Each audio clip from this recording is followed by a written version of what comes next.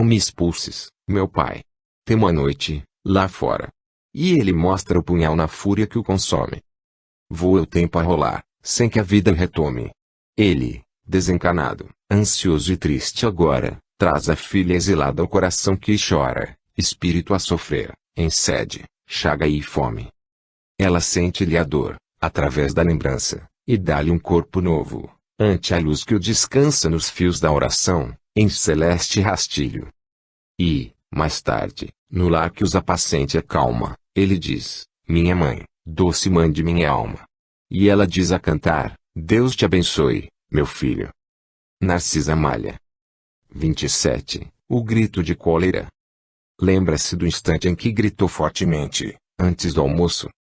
Por insignificante questão de vestuário, você pronunciou palavras feias em voz alta, desrespeitando a paz doméstica. Ah! Meu filho, quantos males foram atraídos por seu gesto de cólera? A mamãe, muito aflita, correu para o interior, arrastando atenções de toda a casa. Voltou-lhe a dor de cabeça e o coração tornou a descompassar-se. As duas irmãs, que cuidavam da refeição, dirigiram-se precipitadamente para o quarto, a fim de socorrê-la, e 2/3 do almoço ficaram inutilizadas. Em razão das circunstâncias provocadas por sua irreflexão, o papai, muito contrariado, foi compelido a esperar mais tempo em casa, chegando ao serviço com grande atraso. Seu chefe não estava disposto a tolerar-lhe a falta e recebeu-o com repreensão áspera. Quem o visse, erecto e digno, a sofrer essa pena, em virtude da sua leviandade, sentiria compaixão, porque você não passa de um jovem necessitado de disciplina, e ele é um homem de bem, idoso e correto, que já venceu muitas tempestades para amparar a família e defendê-la. Humilhado, suportou as consequências de seu gesto impulsivo, por vários dias, observado na oficina qual se fora um menino vadio e imprudente. Os resultados de sua gritaria foram, porém, mais vastos. A mãezinha piorou e o médico foi chamado. Medicamentos de alto preço, trazidos à pressa, impuseram vertiginosas subida às despesas, e o papai não conseguiu pagar todas as contas de armazém, farmácia e aluguel de casa. Durante 6 meses, toda a sua família lutou e solidarizou-se para recompor a harmonia quebrada, desastradamente, por sua ira infantil. 180 dias de preocupações e trabalhos árduos, sacrifícios e lágrimas. Tudo porque você, incapaz de compreender a cooperação alheia, se pôs a berrar, inconscientemente, recusando a roupa que lhe não agradava. Pense na lição, meu filho, e não repita a experiência. Todos estamos unidos, reciprocamente, através de laços que procedem dos desígnios divinos. Ninguém se reúne ao acaso. Forças superiores impelem-nos uns para os outros, de modo a aprendermos a ciência da felicidade, no amor e no respeito mútuos. O golpe do machado derruba a árvore de vez. A ventania destrói um ninho de momento para o outro. A ação impensada de um homem, todavia, é muito pior. O grito de cólera é um raio mortífero, que penetra o círculo de pessoas em que foi pronunciado e aí se demora, indefinidamente, provocando moléstias, dificuldades e desgostos. Porque não aprende a falar e a calar, a benefício de todos. Ajude em vez de reclamar. A cólera é a força infernal que nos distancia da paz divina. A própria guerra, que extermina milhões de criaturas, não é senão a ira venenosa de alguns homens que se alastra, por muito tempo, ameaçando o mundo inteiro. Neio Lúcio. 28. Professores diferentes. Entre familiares e amigos, encontras, na terra, a oficina do teu burilamento. Com raras exceções, todos apresentam problemas a resolver. Problemas na emoção e no pensamento. Problemas na palavra e na ação. Problemas no lar e no trabalho. Problemas no caminho e nas relações. Prossegues, assim, junto deles, como quem respira ao pé de múltiplos instrutores no instituto de ensino. Muitos reclamam trabalho, lecionando-te paciência, enquanto outros te ferem a sensibilidade, diplomando-te em sacrifício.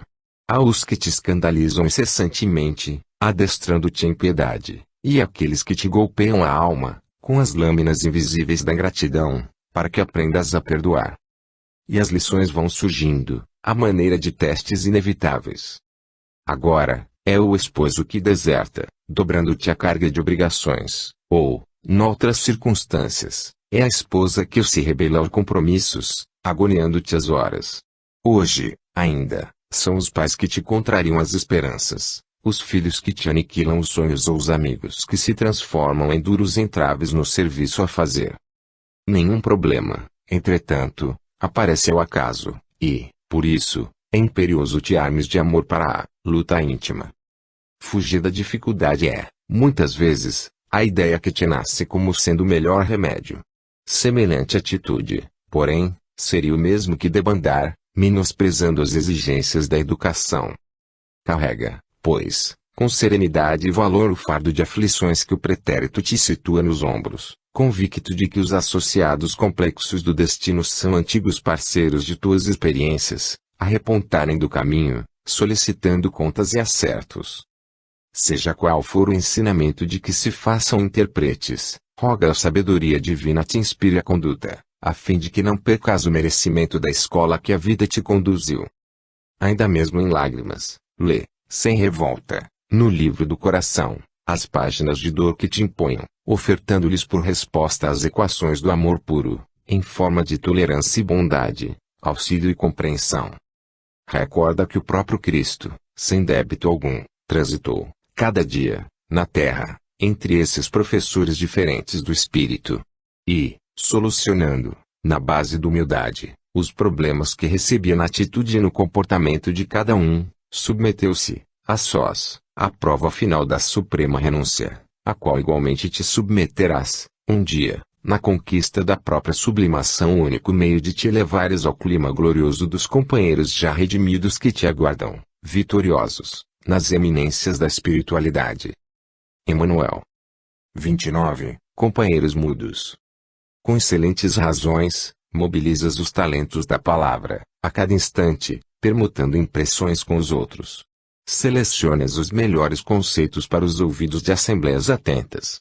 Aconselhas o bem, plasmando terminologia adequada para a exaltação da virtude. Estudas filologia e gramática, no culto à linguagem nobre. Encontras a frase exata, no momento certo, em que externas determinado ponto de vista. Sabes manejar o apontamento edificante, em família. Lecionas disciplinas diversas. Debates problemas sociais. Analisas os sucessos diários. Questionas serviços públicos. Indiscutivelmente, o Verbo é a luz da vida, de que o próprio Jesus se valeu para legar-nos o Evangelho renovador. Entretanto, nesta nota simples, vimos rogar-te apoio e consolação para aqueles companheiros a quem a nossa destreza não consegue servir em sentido direto. Comparecem, a centenas, aqui e ali. Jazem famintos e não comentam a carência de pão.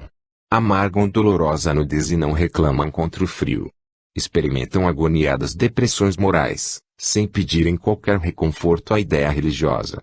Sofrem prolongados suplícios orgânicos, incapazes de recorrer voluntariamente ao amparo da medicina. Pensa neles e, de coração enternecido, quanto puderes, oferece-lhes algo de teu amor, através da peça de roupa ou da xícara de leite, da poção medicamentosa ou do minuto de atenção e carinho, porque esses companheiros mudos e expectantes que nos rodeiam são as criancinhas necessitadas e padecentes que não podem falar. Emmanuel. 30. Carta aos pais. Não podes viver a esmo, numa estrada indefinida. Um pai tem obrigações das mais nobres que há na vida. Meu irmão, em tua casa, nas ternuras dos filhinhos, personifica o bom senso, entre os beijos e os carinhos. Por enquanto, a terra inteira ainda é um mar encapelado. Se não dominas a onda, virás a ser dominado. Entende a luz do caminho. A tua finalidade não é somente a da espécie, é nas lutas da humanidade. Exige-se muito mais dos teus esforços no mundo. Recebeste de Jesus um dom sagrado e profundo. Se a missão das mães terrestres é conduzir e ensinar, o teu trabalho é de agir no esforço de transformar. Não ouvides teus deveres na esfera da educação, fazendo de tua casa a escola da redenção. Um pai que deixa os filhinhos abandonados ao léu, não corresponde no mundo à confiança do céu. Cuida bem dos pequeninhos. A educação tem segredos que devem ser estudados desde os tempos dos brinquedos. A tua função no lar não é somente prover, mas adotar providências, procurando esclarecer. Ensina os teus a gastar. Quem vive muito à vontade pode encontrar a miséria no fim da ociosidade. Gastar somente o que é justo é ser prudente e cristão. Quem gasta o que não é seu faz dívidas de aflição. Luta sempre, mas se os teus não te seguirem os trilhos, esperemos nesse Pai de que todos somos filhos. Na pobreza ou na fortuna, esforça-te, meu amigo. Exemplifica o trabalho e Deus estará contigo. Casimiro Cunha. 31. Um desastre. 1. Duarte Nunes enriquecera. 2 grandes farmácias, muito bem dirigidas, eram para ele 2 galinhas de ovos de ouro. Dono do próprio tempo, não sabia usá-lo da maneira mais nobre e, por isso, estimava nas grandes emoções suas grandes fugas. Corridas de cavalos, corridas de automóveis, concursos de lanchas. Entusiasta de todos os esportes. Gastador renitente. Apesar disso, era bom esposo e bom pai. De vez em vez, levava os filhinhos, Marilene e Murilo, às brigas de galos. O belo casal de garotos, porém, não gostava. Marilene voltava o rosto para não ver, e Murilo, forte petis de 4 anos, chorava desapontado. Poltrão, dizia o pai, com adocicada ironia. E colocava os 2 no carro para longo passeio. A esposa, muitas vezes presente, rogava aflita: Nunes, mais devagar. Ele, porém, sorria, sarcástico, e dava largas ao freio. 60, 80 quilômetros. Noutras circunstâncias, era Elmo Bruno, o amigo inseparável, que advertia, quando o carro de luxo parecia comer o chão. Não corra assim. Tanto. Olhe os pedestres. Que tenho eu lá com isso? E Bruno explicava. Há pessoas distraídas, e crianças inconscientes. Nem sempre conseguem, de pronto, ver os sinais. Duarte encerrava o capítulo, acrescentando. Rodas foram feitas para rodar. E depressa. De outras vezes, era o próprio pai dele aconselhá-lo, enquanto o veículo parecia voar. Meu filho, é preciso prudência. O volante pede calma. Penso que, além dos 40 quilômetros, tudo é caminho para desastre. Friolheiras, papai, respondia Nunes, bem-humorado, agravando o problema. Sempre que exortado, corria mais. 2. Meninos de apartamento, aves engaioladas. Dizia a mamãe Duarte Nunes, abraçando os netos. Então disse a pai, sorrindo, preferem vovó? Sim, sim. Decorridos minutos, saem todos na manhã domingueira. Dona Branca desce com a nora, amparando as crianças, ao pé da própria casa a pleno sol de Ipanema e declara. Nossos pássaros prisioneiros querem hoje a largueza da praia. Vamos respirar. Riram-se todos. E o alto, conduzindo num Elmo, saiu em disparada. Mais tarde, Petrópolis. Amigos improvisavam corridas de bicicletas. Bandeirinhas. Anotações. Relógios era massa. Homens magros, pedalando, ansiosos e, por fim, o Aguapé Hotel Serrano, sob árvore farfalhudas. Ao virar da tarde, o regresso. Todo o rio ainda vibra de sol. Por que não buscar, primeiro, a cerveja pura e gelada, em Copacabana? Perguntou Nunes, contente. O carro devora o asfalto. Devagar, devagar. Pede o amigo. Depois da cerveja, o retorno à casa. Nunes inicia a marcha, como quem decola. Devagar, devagar, roga o companheiro. Ele ri. Desatende. Há poucos minutos, ambos veem um pequeno emaiô. Está só.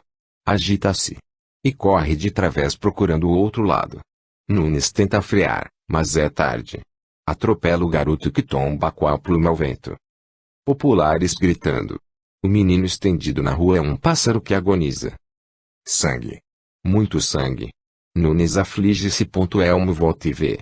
Erga a criança, espantado, e caminha no rumo dele.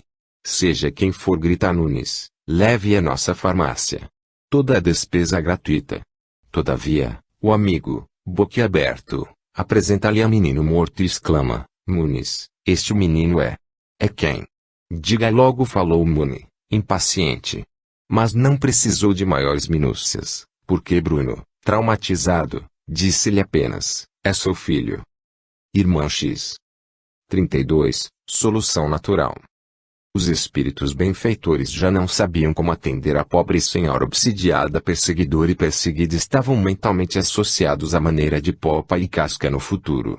Os amigos desencanados tentaram afastar o obsessor, induzindo a jovem senhora a esquecê-lo, mas debalde. Se tropeçava na rua, a moça pensava nele. Se alfinetava um dedo em serviço, atribuía-lhe o golpe. Se o marido estivesse irritado, dizia a vítima do verdugo invisível. Se a cabeça doía, acusava-o.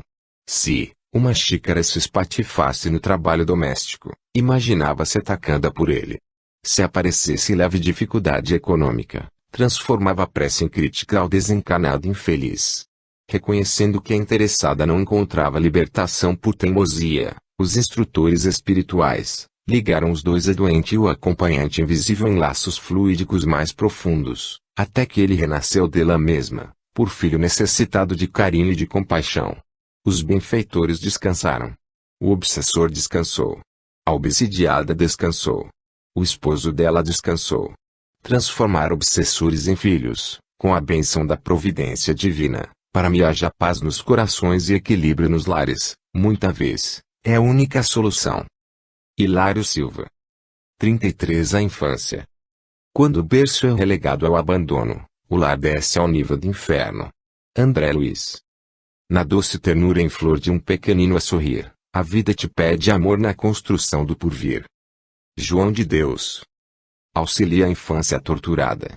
A miséria e o sofrimento começam no berço desprotegido. Batuíra.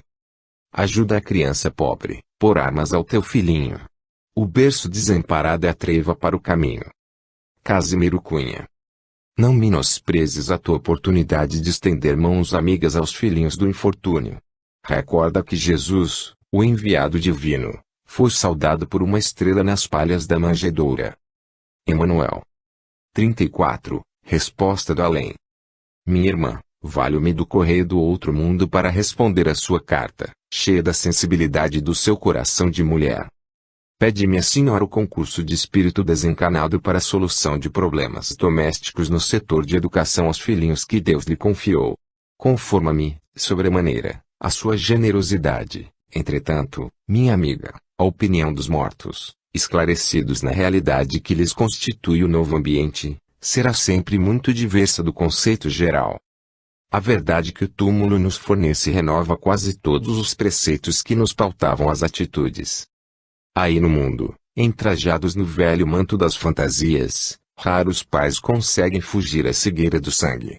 De orientadores positivos, que deveríamos ser, passamos à condição de servidores menos dignos dos filhos que a providência nos entrega, por algum tempo, ao carinho e ao cuidado.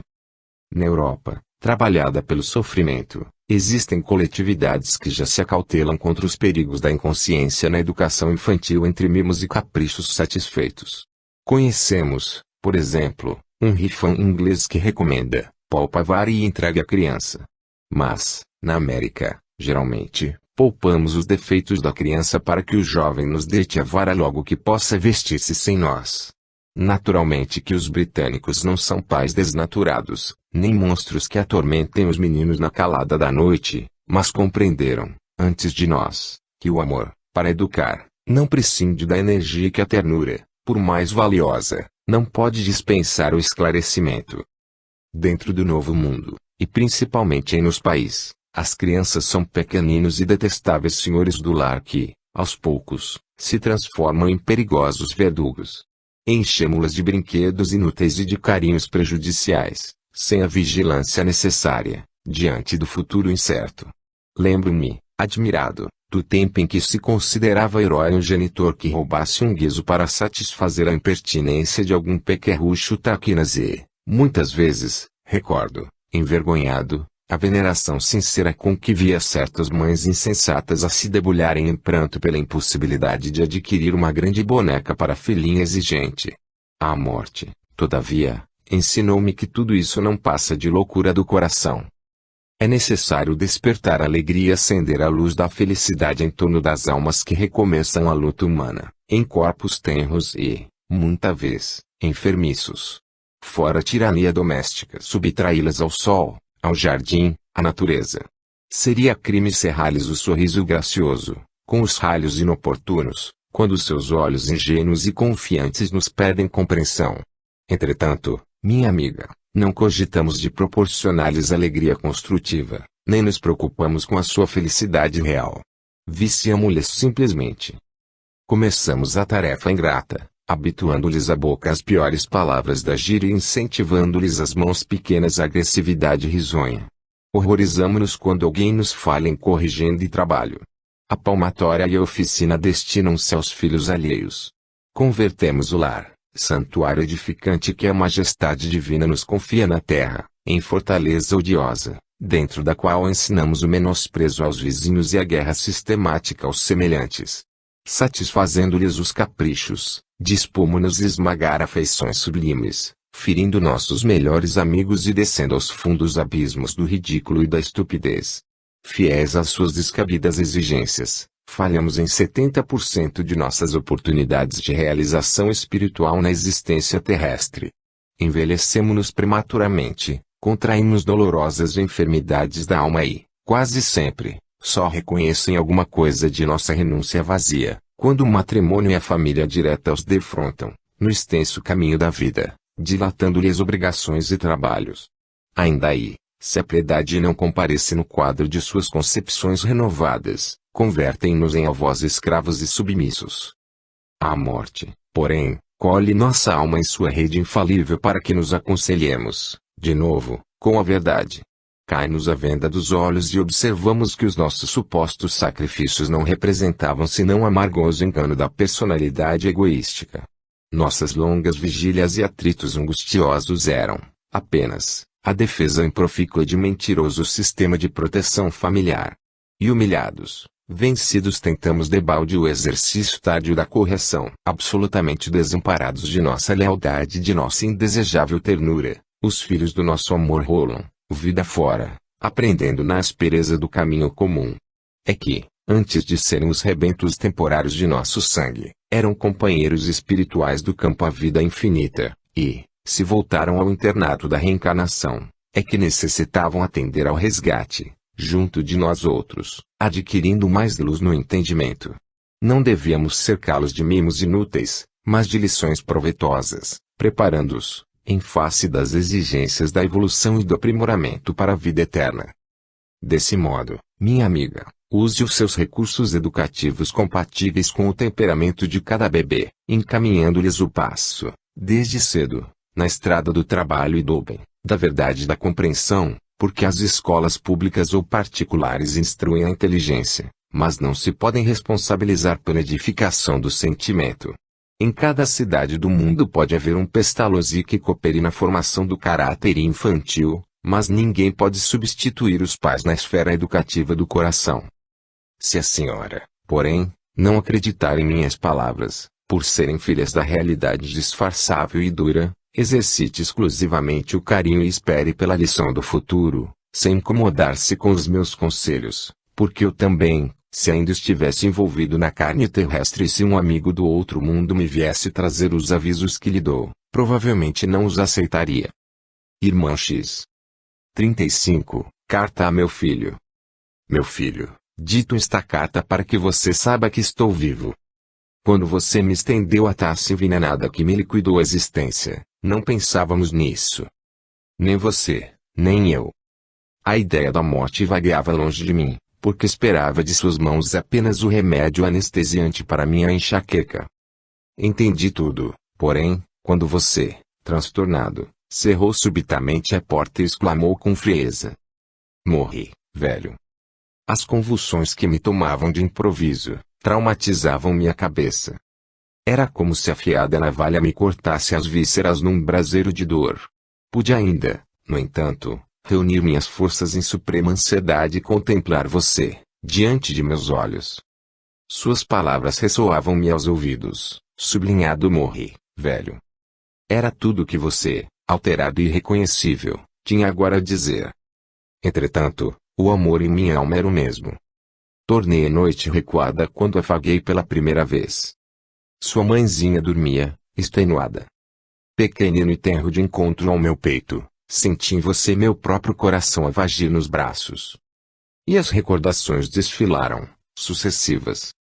Você, qual passarinho contente a abrigar-se em meu colo, o álbum de fotografias em que sua imagem apresentava desenvolvimento gradativo em todas as posições, as festas de aniversário e os bolos coloridos enfeitados de velas que seus lábios miúdos apagavam sempre numa explosão de alegria.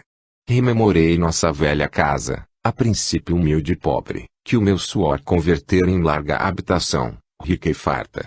Agoniado, recordei incidentes, desde muito esquecidos, nos quais me observava expulsando crianças ternas e maltrapilhas do grande jardim de inverno para que nosso lar fosse apenas seu.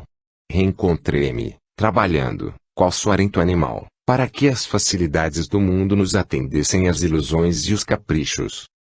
Em todos os quadros a se me reavivarem na lembrança, era você o grande soberano de nosso pequeno mundo.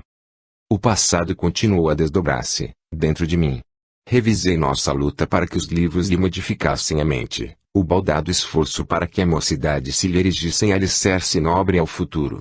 De volta às antigas preocupações que me assaltavam, anotei-lhe, de novo, as extravagâncias contínuas, os aperitivos, os bailes, os prazeres, as companhias desaconselháveis, a rebeldia constante e o carro de luxo com que o presenteei num momento infeliz. Filho do meu coração, tudo isso revi. Dera-lhe todo o dinheiro que conseguira juntar, mas você desejava o resto. Nas vascas da morte, viu, ainda, mãos ansiosas, arrebatando meu chaveiro para surrupiar as últimas joias de sua mãe. Vi perfeitamente quando você empalmou o dinheiro, que se mantinha fora de nossa conta bancária, e, porque não podia odiá-lo, orei talvez com fervor e sinceridade pela primeira vez rogando a Deus nos abençoasse e compreendendo, tardiamente, que a verdadeira felicidade de nossos filhos reside, antes de tudo, no trabalho e na educação com que lhes venhamos a honrar a vida. Não dito esta carta para acusá-lo. Nem de leve me passou pelo pensamento o propósito de anunciar-lhe o nome. Você continua sangue de meu sangue, coração de meu coração. Muitas vezes, ouvi dizer que há filhos criminosos, mas entendo hoje que, na maioria das circunstâncias, há, junto deles, pais delinquentes por acreditarem muito mais na força do cofre que na riqueza do espírito, afogando-os, desde cedo, na sombra da preguiça e no vício da ingratidão. Não venho falar, assim, unicamente a você, porque seu erro é o meu erro igualmente. Falo também a outros pais, companheiros meus de esperança, para que se precatem contra a demônio do ouro desnecessário, porque todo ouro desnecessário, quando não busca o conselho da caridade, é tentação à loucura. Há quem diga que somente as mães sabem amar e, realmente, o regaço materno é uma bênção do paraíso. Entretanto, meu filho, os pais também amam e, por amar imensamente a você, dirigiu-lhe a presente mensagem, afirmando-lhe estar em prece para que a nossa falta encontre o socorro e tolerância nos tribunais da divina justiça, aos quais rogo me concedam, algum dia, a felicidade de tê-lo novamente ao meu lado, por retrato vivo de meu carinho. Então nós dois juntos, de passo acertado no trabalho e no bem, aprenderemos, enfim, como servir ao mundo, servindo a Deus. J. 36, Pequeninos. No mundo, resguardamos zelosamente livros e pergaminhos, empilhando compêndios e documentações, em largas bibliotecas, que são cofres fortes do pensamento. Preservamos tesouros artísticos de outras eras, em museus que se fazem riquezas de avaliação inapreciável. Perfeitamente compreensível que assim seja. A educação não prescinde da consulta ao passado. Acautelamos a existência de rebanhos e plantações contra flagelos supervenientes, despendendo milhões para assustar ou diminuir a força destrutiva das inundações e das secas. Mobilizamos verbas astronômicas, no erguimento de recursos patrimoniais devidos ao conforto da coletividade, tanto no sustento e defesa das instituições, quanto no equilíbrio e aprimoramento das relações humanas. Claramente normal que isso aconteça. é indispensável prover as exigências do presente com todos os elementos necessários à respeitabilidade da vida. Urge, entretanto, assegurar o porvir, a esboçar-se impreciso, no mundo ingênuo da infância. Abandonar pequeninos ao léu, na civilização magnificente da atualidade, é o mesmo que levantar soberbo palácio, farto de viandas, abarrotado de cestos de faiscante de luzes, relegando o futuro dono ao relaxamento e ao desespero, fora das portas.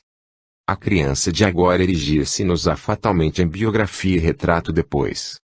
Além de tudo, é preciso observar que, segundo os princípios da reencarnação, os meninos de hoje desempenharão, amanhã, junto de nós, a função de pais e conselheiros, orientadores e chefes. Não nos cansemos, pois, de repetir que todos os bens e todos os males que depositarmos no espírito da criança a ser nos-ão devolvidos. Emanuel. 37, versos a minha mãe. Pássaro preso no recinto escasso do velho canavial, beirando o rio, quis ver o mundo vasto e conheceu, varando, em pleno voo, o azul do espaço. Lembro-me agora. Enseguecido, abraço a exaltação, a glória e o poderio. Mas tudo, minha mãe, era vazio fora do amor que brilha teu regaço. Vi mil chagas de dor que a fama incerta nos nervos de ouro da cidade imensa, e prazeres, era trágico desmando. Mas no colo aqui, em sonho, me recostas, tenho apenas teu vulto de mãos postas, que teu filho recorda, soluçando. Da Costa e Silva. 38, Confidência de mãe. Dei-te um berço de rendas e de flores, adorei-te por nome celso e amigo e inclinei-te, meu filho, a ser comigo soberano de sonhos tentadores. Ordenava no orgulho que maldigo, não te curves nem sirvas, aonde fores. Entreguei-te mentiras por louvores e enganosa fortuna por abrigo. Hoje, de alma surpresa, torno a casa. Tremo ao ver-te no luxo que te arrasa, como quem doía em trágico veneno. E choro, filho meu, choro vencida, por guardar-te entre os grandes toda a vida, sem jamais ensinar-te a ser pequeno. Andradina de Oliveira. 39, História de um pão. Quando Barsabás, o tirano, demandou o reino da morte, buscou debalde reintegrar-se no grande palácio que lhe servira de residência. A viúva, alegando infinita mágoa, desfizera-se da moradia, vendendo-lhe os adornos. Viu ele, então, baixelas e candelabros, telas e jarrões, tapetes e perfumes, joias e relíquias, sob o martelo do leiloeiro, enquanto os filhos querelavam no tribunal, disputando a melhor parte da herança. Ninguém lhe lembrava o nome, desde que não fosse para reclamar o ouro e a prata que doara a mordomos distintos. E porque na memória de semelhantes amigos ele não passava, agora, de sombra, tentou o interesse afetivo de companheiros outros da infância. Todavia, entre eles encontrou simplesmente a recordação dos próprios atos de malquerência e de usura. Barsabás entregou-se às lágrimas de tal modo, que a sombra lhe embargou, por fim, a visão, arrojando nas trevas. Vagueou por muito tempo no nevoeiro, entre vozes acusadoras, até que um dia aprendeu a pedir na oração, e, como se a rogativa lhe servisse de bússola, embora caminhasse às escuras, eis que, de súbito, se lhe extingue a cegueira e ele vê, diante de seus passos, um santuário sublime, faiscante de luzes. Milhões de estrelas e pétalas fulgurantes povoavam-no em todas as direções.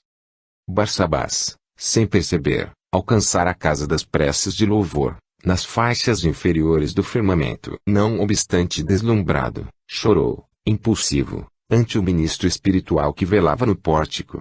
Após ouvi-lo, generoso, o funcionário angélico falou sereno, Barsabás, cada fragmento luminoso que contemplas é uma prece de gratidão que subiu da terra. Aí de mim, soluçou o desventurado, eu jamais fiz o bem.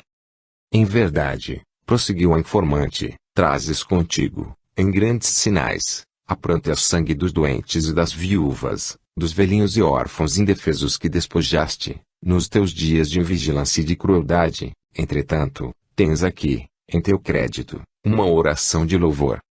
E apontou-lhe a canhada estrela, que brilhava à feição de pequenino disco solar. Há 32 anos, disse, ainda, o instrutor, Deste um pão a uma criança e essa criança te agradeceu, impressa ao Senhor da vida. Chorando de alegria e consultando velhas lembranças, Barsabás perguntou. Jonaquim, o enjeitado. Sim, ele mesmo, confirmou ao missionário divino. Segue a claridade do pão que deste, um dia, por amor, e livrar-te-ás, em definitivo, do sofrimento nas trevas. E Barsabás acompanhou a tênue raio do tênue fulgor que se desprendia daquela gota estelar, mas, em vez de elevar-se às alturas, encontrou-se numa carpintaria humilde da própria terra. Um homem calejado aí refletia, manobrando a enxó em pesado lenho. Era Jonaquim, aos 40 de idade. Como se estivessem as dois identificados no doce fio de luz, Barsabás abraçou-se a ele, qual viajante abatido, de volta ao calor do lar. Decorrido um ano, Jonaquim, a carpinteiro, ostentava, sorridente, nos braços, mais um filhinho, cujos louros cabelos emolduravam belos olhos azuis. Com a benção de um pão dado a um menino triste, por espírito de amor puro, conquistara Barsabás, nas leis eternas, o prêmio de renascer para redimir-se. Irmã X. 40. Essas outras crianças. Quando abraças teu filho, no conforto doméstico, fica essas outras crianças que jornadeiam sem lar. Dispões de alimento abundante para que teu filho se mantenha em linha de robustez.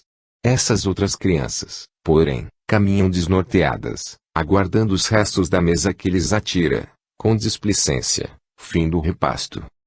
Escolhes a roupa nobre e limpa de que teu filho se vestirá, conforme a estação. Todavia, essas outras crianças tremem de frio, recobertas de andrajos. Defendes teu filho contra a intempérie, sob o teto acolhedor, sustentando-o a feição de joia no escrínio. Contudo, essas outras crianças cochilam estremunhadas na via pública quando não se distendem no espaço asfixiante do esgoto. Abres ao olhar deslumbrados de teu filho, os tesouros da escola. E essas outras crianças suspiram de balde pela luz do alfabeto, acabando, muita vez, encerradas no cubículo das prisões, a face da ignorância que lhes cega a existência. Conduzes teu filho a exame de pediatras distintos sempre que entremostre leve dor de cabeça. Entretanto, essas outras crianças mimadas por moléstias atrozes, agonizam em leitos de pedra, sem que mão amiga as socorra. Ofereces aos sentidos de teu filho, a festa permanente das sugestões felizes, através da educação incessante. No entanto, essas outras crianças guardam olhos e ouvidos quase sintonizados no lodo abismal das trevas. Afaga, assim, teu filho no trono familiar, mas desce ao pátio da provação, onde essas outras crianças se agitam em sombra ou desespero e ajuda-as quanto possas. Quem serve no amor de Cristo, sabe que a boa palavra e o gesto de carinho, o pedaço de pão e a peça de vestuário, o frasco de remédio e a xícara de leite operam maravilhas. Proclamas a cada passo que esperas confiante o esplendor do futuro, mas, enquanto essas outras crianças chorarem desamparadas, clamaremos em vão pelo mundo melhor. Emanuel. 41. Álbum materno. E nós respigamos alguns tópicos do álbum repleto de fotos, que descansava na penteadeira de Dona Silvéria Lima, ao lermos enternecidamente a história do filho, que ela própria escrevera. 1941 outubro, 16 Meu filho nasceu, no dia 12. Sinto-me outra. Que alegria! Como explicar o mistério da maternidade? Meu Deus, meu Deus! Estou transformada, jubilosa. Outubro, 18 Meu filho recebeu o nome de Maurício. Aos 6 dias de nascido, parece um tesouro do céu em meus braços. Outubro, 20 Recomendei o Jorge trazer hoje um berço de vime, delicado e maior. O menino é belo demais para dormir no leito de madeira que lhe arranjamos. Coisa estranha. Jorge, desde que se casou comigo, nada reclamou. Agora, admite que exagero. Considerou que devemos pensar nas crianças menos felizes. Apontou casos de meninos que dormem no esgoto, mas, que temos nós com meninos de esgoto? Caridade. Caridade é cada um assumir o desempenho das próprias obrigações. Meu marido está ficando sovina. Isso é o que é. 1942 Novembro. Ele Mauricinho adoeceu. Sinto-me enlouquecer. Já recorri a 6 médicos. 1943 dezembro, 15 O pediatra aconselhou-me deixar a amamentação e mandou que Mauricinho largue a chupeta. Repetiu instruções, anunciou, solene, que a educação da criança deve começar tão cedo quanto possível. Essa é boa. Eu sou mãe de Mauricinho e Mauricinho é meu filho. Que tenho médico de se intrometer. Amamento meu filho e dou-lhe a chupeta, enquanto lhe a quiser. 1944 março, 13 Mauricinho, intranquilo, arranhou, de leve, o rosto da ama com as unhas. Brincadeira de criança, bobagem. Jorge, porém, agastou-se comigo por não repreendê-la. Tentou explicar-me a reencarnação. Assegurou que a criança é um espírito que já viveu em outras existências, quase sempre tomando novo corpo para se redimir de culpas anteriores, e repisou que os pais são responsáveis pela orientação dos filhos, diante de Deus, porque os filhos, palavras do coitado do Jorge, são companheiros de vidas passadas que regressam até nós, aguardando corrigenda e renovação. Deu-me vontade de rir na cara dele. Antes do casamento, Jorge já andava enrolado com espíritas. Reencarnação. Quem acredita nisso? Balela. Chega um momento de nervosismo, a criança chora, e será justo espancá-la, simplesmente por essa razão? 1946 março, 15 Jorge admoestou-me com austeridade. Parecia meu avô, querendo puxar nas orelhas. Declarou que não estou agindo bem. Acusou-me. Tratou-me como se eu fosse responsável. Tem-se a impressão de que é inimigo do próprio filho. Queixou-se de mim, alegou que estou deixando Maurício crescer como um pequeno monstro. Que palavra horrível, tão só porque o menino, ontem, despejou querosene no cão do vizinho e ateou fogo. Era um cachorro intratável e imundo. Certamente que não estou satisfeita por haver Maurício procedido assim, mas sou mãe. Meu filho é um anjo e não fez isso conscientemente. Talvez julgasse que o fogo conseguisse acabar com a sujeira do cão. 1948 abril, 9 crises de Maurício. Quebrou vidraças e pratos, esperneou na birra e atirou um copo de vidro nos olhos da cozinheira, que ficou levemente machucada, seguindo para o hospital. Jorge queria castigar o menino. Não deixei. Discutimos. Chorei muito. Estou muito infeliz. 1950 setembro, 5 A professora de Maurício veio lastimar-se. Moça neurastênica. Inventou faltas e mais faltas para incriminar o pobre garoto. Informou que não pode mantê-lo, por mais tempo, junto dos alunos. Mulher atrevida. Pintou meu filho como se fosse o diabo. Ensinei a ela que a porta da rua é a serventia da casa. Deixa estar. Ela também será mãe. Que bata nos filhos dela. 1952 maio, 16 Maurício já foi expulso de 3 colégios. Perseguido pela má sorte o meu inocentinho. Jorge afirma-se cansado, desiludido. Já falou até mesmo no internato de Correirão. Meu Deus, será que meu filho somente encontra amor e refúgio comigo? Tão meigo, tão bom. Prefiro desquitar-me a permitir que Jorge execute qualquer ideia de punição que, aliás, não consigo compreender.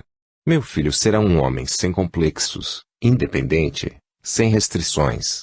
Quero Maurício feliz, feliz. 1956 Meu marido quer empregar nosso filho numa casa de móveis. Loucura.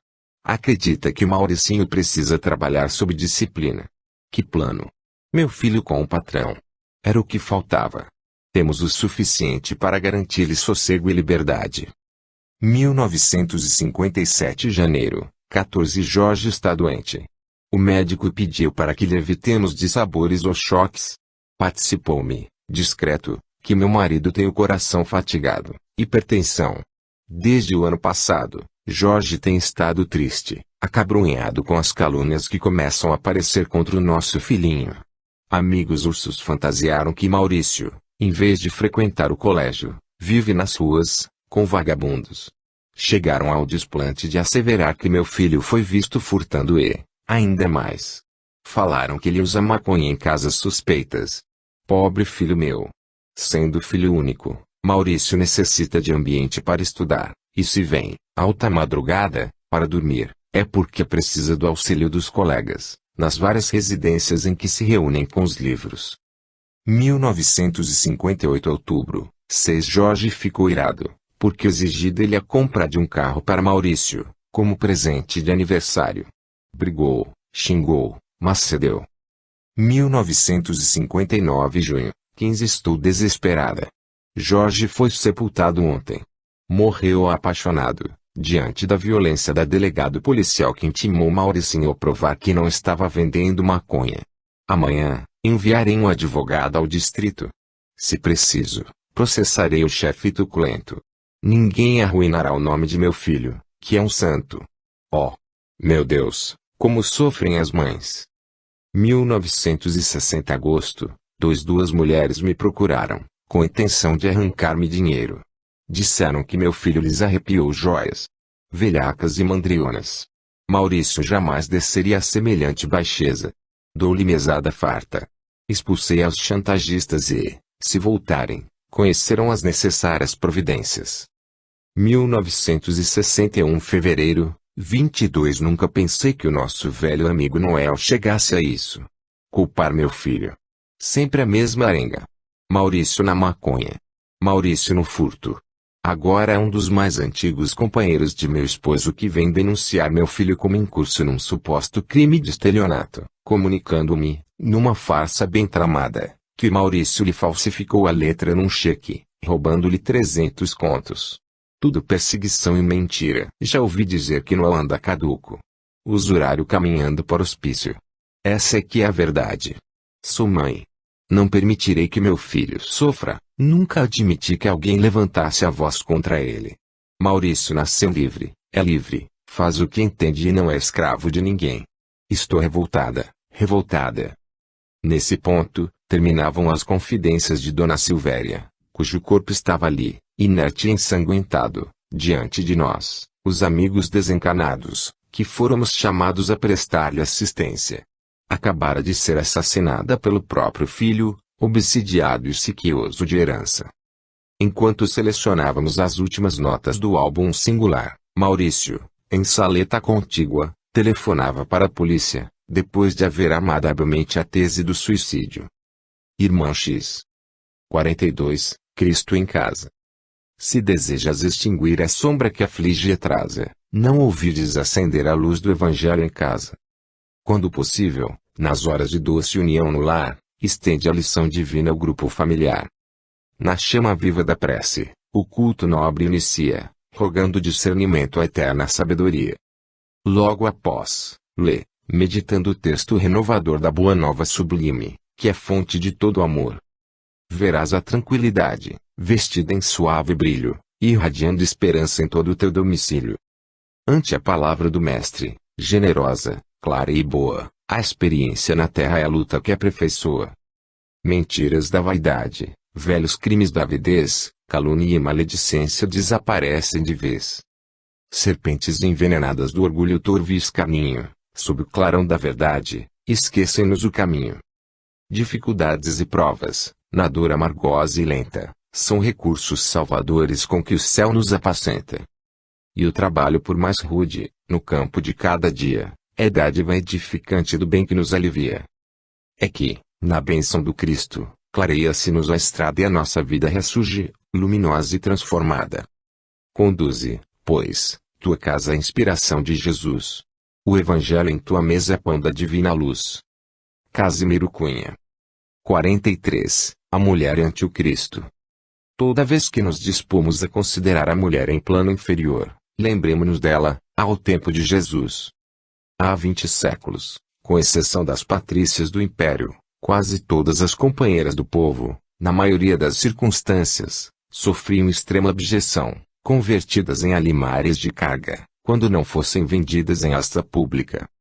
Tocadas, porém, pelo verbo renovador do Divino Mestre, ninguém respondeu com tanta lealdade e veemência aos apelos celestiais. Entre as que haviam descido aos vales da perturbação e da sombra, encontramos em Madalena o mais alto testemunho de soerguimento moral, das trevas para a luz, e entre as que se mantinham no monte do equilíbrio doméstico, surpreendemos em Joana de Cusa o mais nobre expoente de concurso e fidelidade. Atraídas pelo amor puro, conduziam à presença do Senhor os aflitos e os mutilados, os doentes e as crianças. E embora não lhe entregassem o círculo apostólico, foram elas as representadas nas filhas anônimas de Jerusalém, as únicas demonstrações de solidariedade espontânea que o visitaram, desassombradamente, sob a cruz do martírio, quando os próprios discípulos debandavam. Mais tarde, junto aos continuadores da Boa Nova, sustentavam-se no mesmo nível de elevação e entendimento.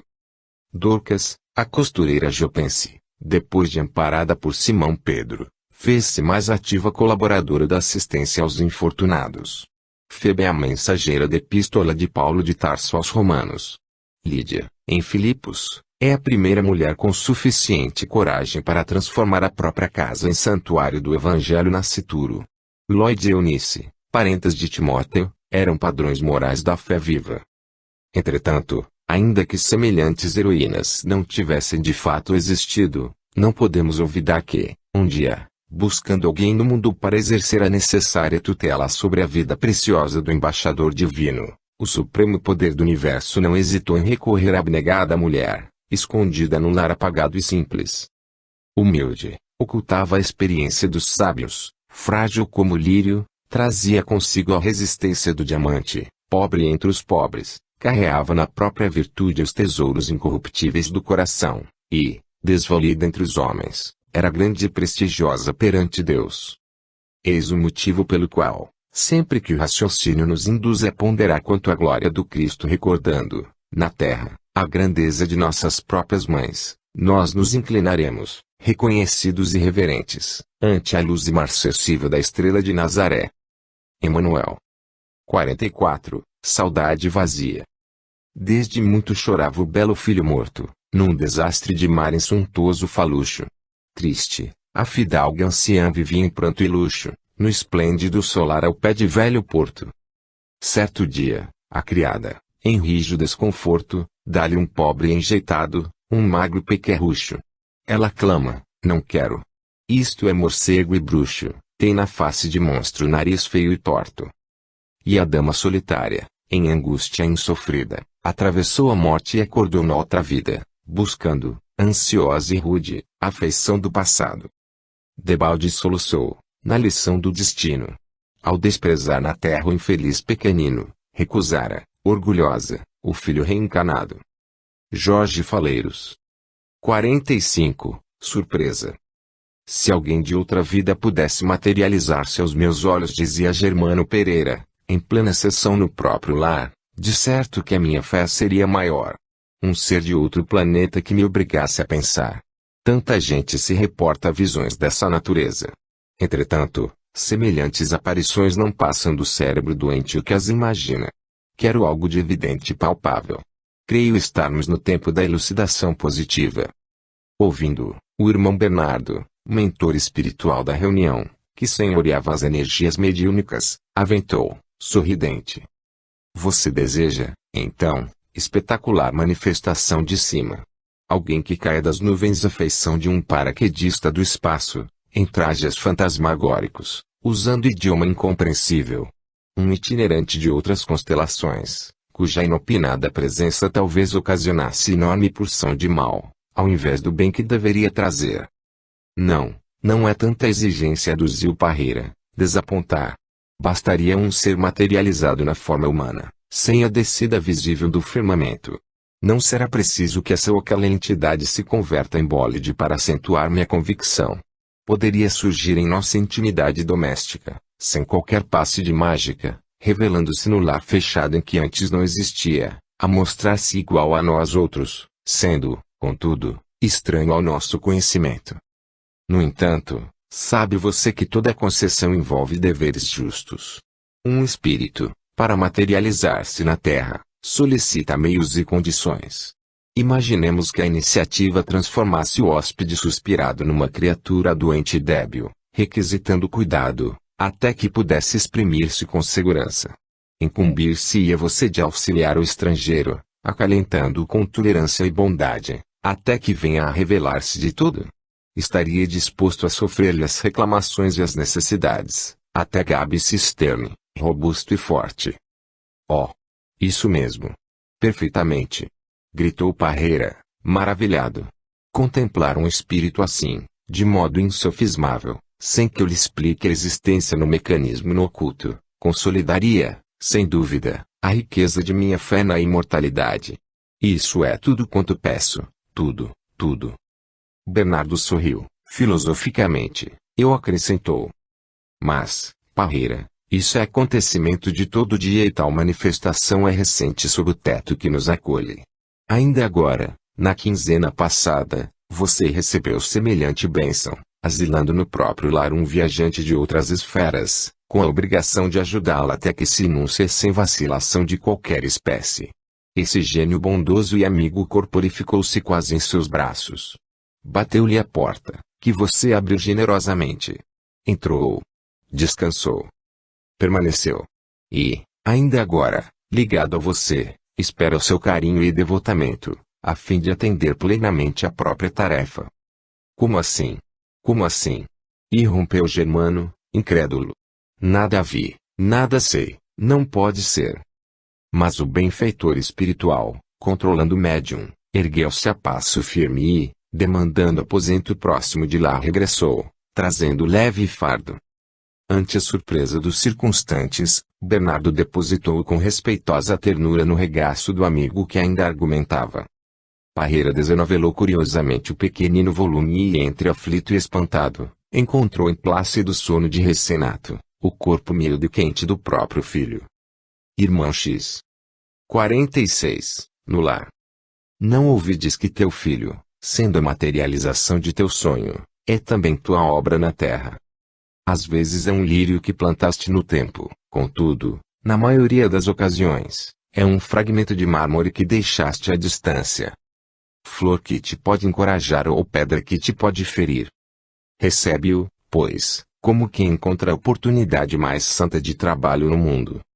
Não lhe abandones o espírito à liberdade absoluta, para que se não perca ao longo da estrada, e nem cometas a loucura de encarcerá-lo em teus pontos de vista, para que o teu exclusivismo não lhe desfigure as qualidades inatas para o infinito bem. Ajuda-o, acima de tudo, a crescer para o ideal superior, assim como auxilias a árvore nascente, em ímpeto ascensional para a luz. Livro das deformidades mentais, tanto quanto proteges o vegetal proveitoso contra a invasão da erva sufocante. Ser pai é ser colaborador efetivo de Deus, na criação. Receber um filho é deter entre os homens o mais sagrado depósito. Não desertes, assim, da abnegação em que deves empenhar todas as forças peculiares à própria vida, a fim de que o rebento de tuas aspirações humanas se faça legítimo sucessor dos teus mais íntimos anseios de elevação. O lar, na terra, ainda é o ponto de convergência do passado. Dentro dele, entre as quatro paredes que lhe constituem expressão no espaço, recebemos todos os serviços que o tempo nos impõe, habilitando-nos ao título de cidadãos do mundo.